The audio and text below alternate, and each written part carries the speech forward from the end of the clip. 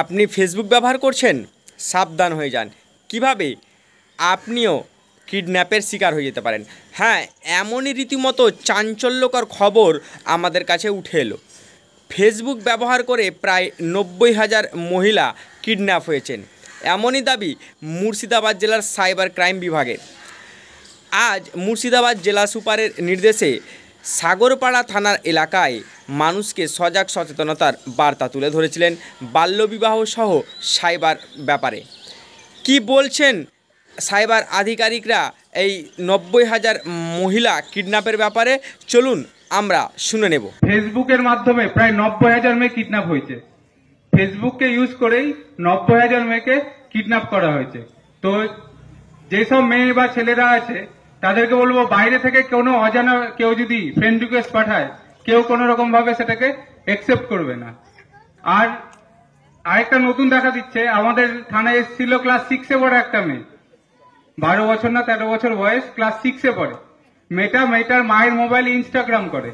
Instagram শুনেছেন, বাচ্চারা ছোটরা করে, বড়রা অনেকে শোনেনি, ইনস্টাগ্রাম করে।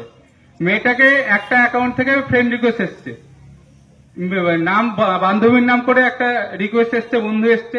এবার সেটাকে কি করেছে, একসেপ্ট করেছে, যে আমার বান্ধবী তো আমাকে ফ্রেন্ড রিকোয়েস্ট পাঠিয়েছে, আমি এটা একসেপ্ট করি। দিয়ে বান্ধবীর সাথে কথা বলছে, দিয়ে কিছুক্ষণ পর ভিডিও কল করেছে। তো মেয়েটা ভিডিও কল ধরেছে, যে বান্ধবী আমাকে ভিডিও কল করছে, আমি ভিডিও কলটা ধরি। যখনই ভিডিও কলটা করেছে, আমি যদি ভিডিও কল ধরি, আমার এদিকে আমার মুখ, অন্যদিকে কার মুখ থাকবে, অন্যজনের মুখ। সেদিকে কি দেখা গেছে, একটা ছেলে উলঙ্গ অবস্থায় দাঁড়িয়ে আছে। সেটাকে কি করেছে, 10 সেকেন্ডের জন্য সেই স্ক্রিন রেকর্ড করে নিয়েছে, দিয়ে সেটাকে ফেসবুকে ছাড়ছে। দিয়ে মেয়ের মা বাবার কাছে দাবি করছে, এটা আমি আবার ছেড়ে দেবো, আরো ভাইরাল করব, যদি আমাকে 20,000 বা 30,000 টাকা না দেন।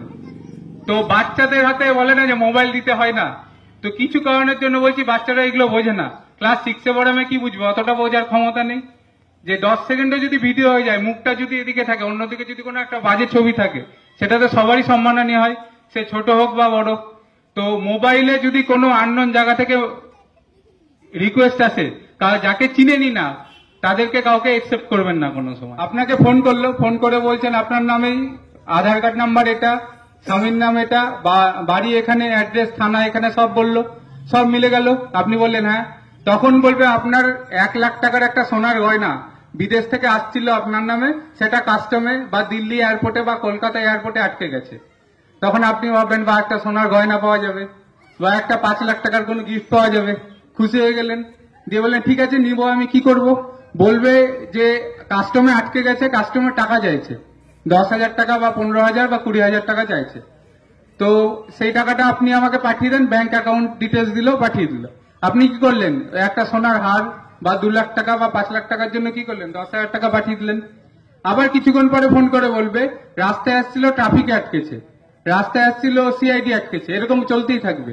এরকম করে করে রানীনগরের একজন মহিলা টোটাল লোন করে, বন্ধন থেকে লোন করে, বিভিন্ন জায়গা থেকে লোন করে টোটাল 7 লাখ টাকা দিয়েছেন। ঠিক আছে, 7 লাখ, 7 লাখ, 7 লাখ টাকা দেওয়ার পরে আবার চাইছে 1 লাখ টাকা, যে আপনার বাড়ির কাছে আছে, রাস্তায় আটকে গেছে, এবার আপনি এই টাকাটা দিন, আপনার বাড়িতে পৌঁছে যাবে। তারপরে মহিলা আর বাড়িতে গয়না পৌঁছানি, মহিলা কোথায় গেছে, আমাদের বহরমপুর সাইবার থানায় গেছে। তো যখনই কোনো সাইবার প্রতারণা হবে, একটা নাম্বার অবশ্যই মনে রাখবেন, যেটা এখানে লেখা আছে দেখুন, 1930 1930। কি নাম্বারটা বললাম, 1930। এই নাম্বারটা সকলে মনে রাখবেন, 1930। যখনই দেখবেন আপনি কোনো সাইবার প্রতারণার ফাঁদে পা পড়েছেন, তখনই কি করবেন, 1930 নাম্বারে ফোন করবেন।